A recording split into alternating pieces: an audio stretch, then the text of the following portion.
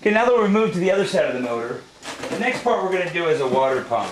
What I do is every time I do one of these, I always put in a brand new water pump, along with the, of course, timing belt and other assorted components. I recommend you replace your water pump every 60,000 miles with your timing belt. So there's a lot of differing opinions on how often you should do this. If your timing belt or your water pump go out, it can cause the engine to overheat, and that'll basically make all the work we've done here pointless. So what you want to do is make sure you maintain that. 60,000 miles from the date you pick up this car, please have your timing belt and water pump replaced. It's very important. This car is going to run for literally, seems like forever, if you do these small maintenance things.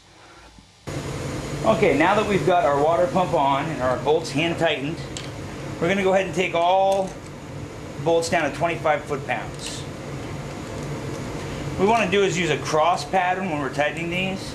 We don't want to tighten it and have it snap an ear off. That's bad. And you've wasted a $75 water pump. After this is tightened, the next step we'll move to will be our new thermostat, and we'll replace the water outlet. Okay, our next step, take our new thermostat, pop it out of the packaging, replace it with a brand new seal around it. Our surfaces are clean. Place our thermostat bottom up, the top faces down, then we will replace our water outlet.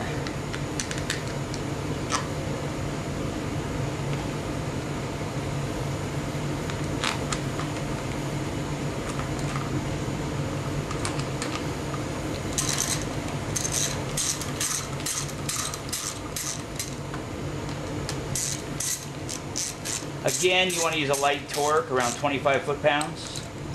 Anything more than that, you can snap an ear off the water outlet housing.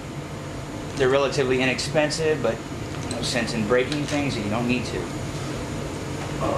Next, we'll be moving on to our head on this side.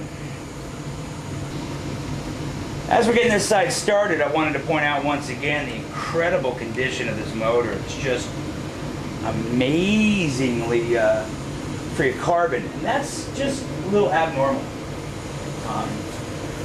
Nice, it's good for the buyer, but generally it's okay to have the black on the pistons. It won't really cause any problems.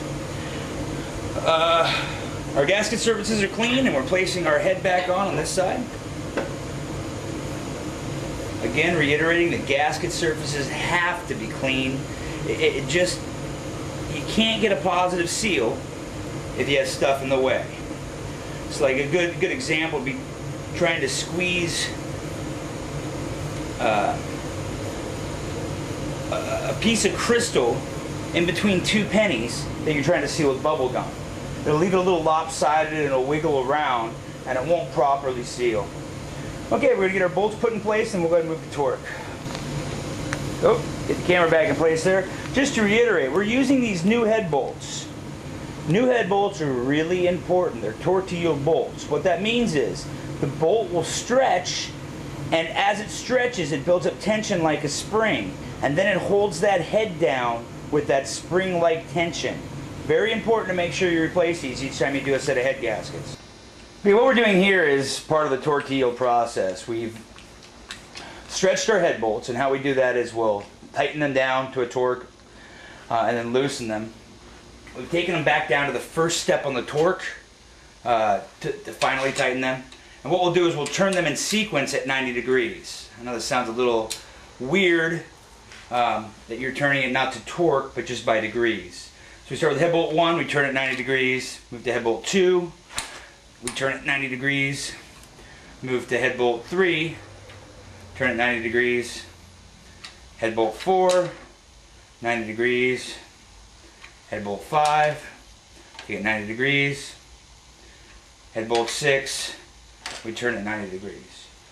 We'll do the entire process one more time, starting with head bolt 1, and that'll be our final tightening sequence.